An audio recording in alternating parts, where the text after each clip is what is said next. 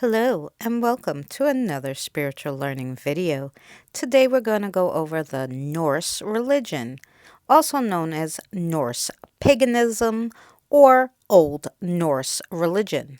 Norse was a polytheistic religion practiced by the Norse people. The Norse believed in many gods and goddesses, with Odin as the head of the gods. Some believe that Norse may have worshipped as many as 66 gods. The Norse people also believed in 9 realms, with Midgard being the realm where humans lived.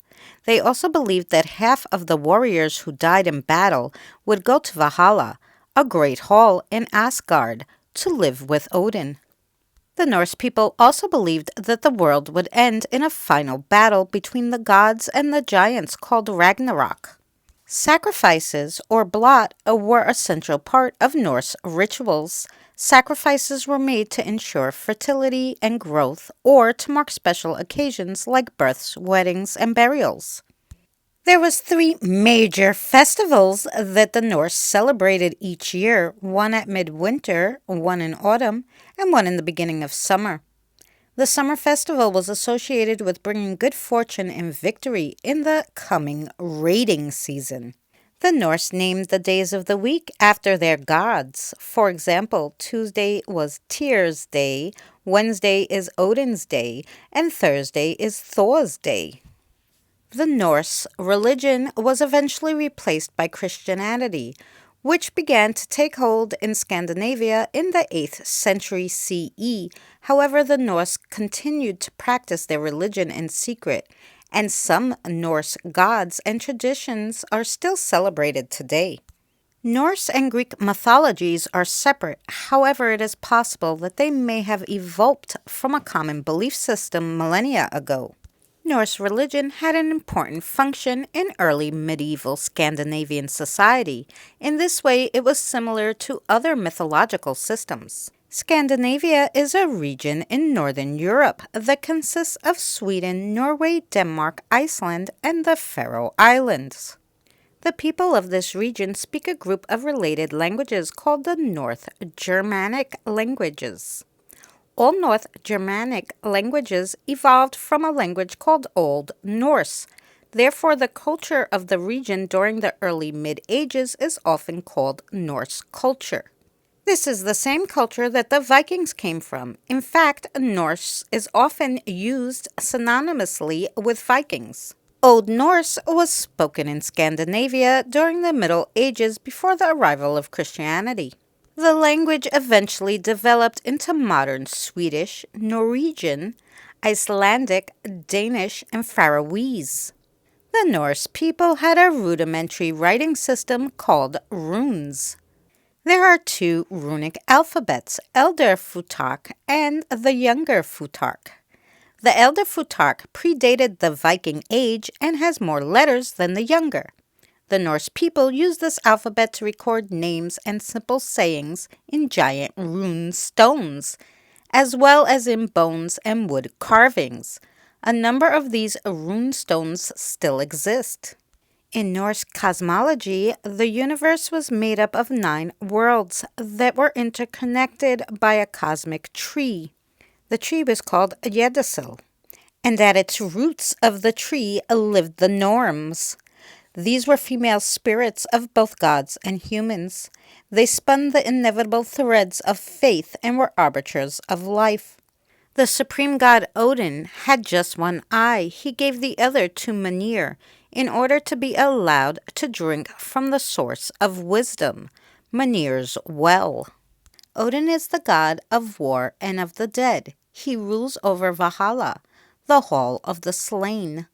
All Vikings who died in battle belonged to him. They were collected by his female handmaidens. Odin was the first and foremost, worshipped by kings, warrior chieftains, and their men. It was the requirements of these people that he could satisfy. Thor was the most popular of all gods. He was a god of war and fertility. He created thunder and lightning, and he rode over the clouds in a chariot drawn by goats, swinging his hammer. Thor was physically strong, and with his weapon he could do battle with the evil giants who lived in Jotunheim. Thor was worshipped by most Vikings. He was the god of the people. He was the most comprehensible and could be trusted, in contrast to his father Odin, who could be completely unpredictable. Therefore, Thor's role was also to uphold law and order. Loki, who was originally from giant stock but now lives in Asgard and is respected by the gods as he is the blood brother with Odin. Loki is crafty and not to be trusted. On many occasions, he cheats both the giants and the gods, playing them off against each other. Even though Loki is often up to no good, the gods still tolerate his presence. He is sly and lies, abilities that the gods can use to their advantage. Frey is connected with fertility and good harvest. He makes the crops in the fields grow. One of Frey's attributes is his magic boar.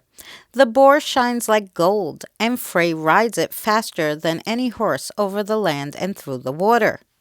Frey's twin sister is Freya. She is the most beautiful of the female gods and rules from her abode of Vakvang in Asgard.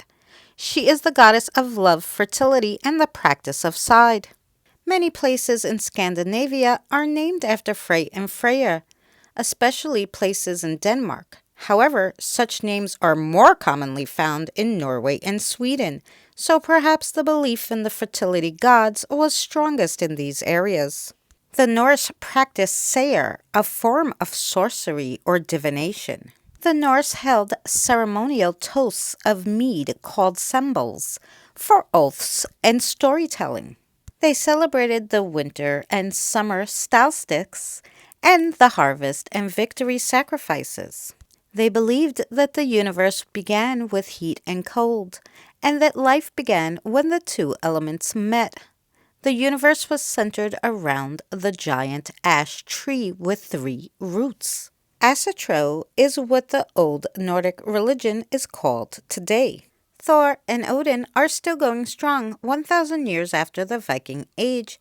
Many think the old Nordic religion, the beliefs in the Norse gods, disappeared with the introduction of Christianity. However, it did not, but instead practiced secretly or under a Christian cloak.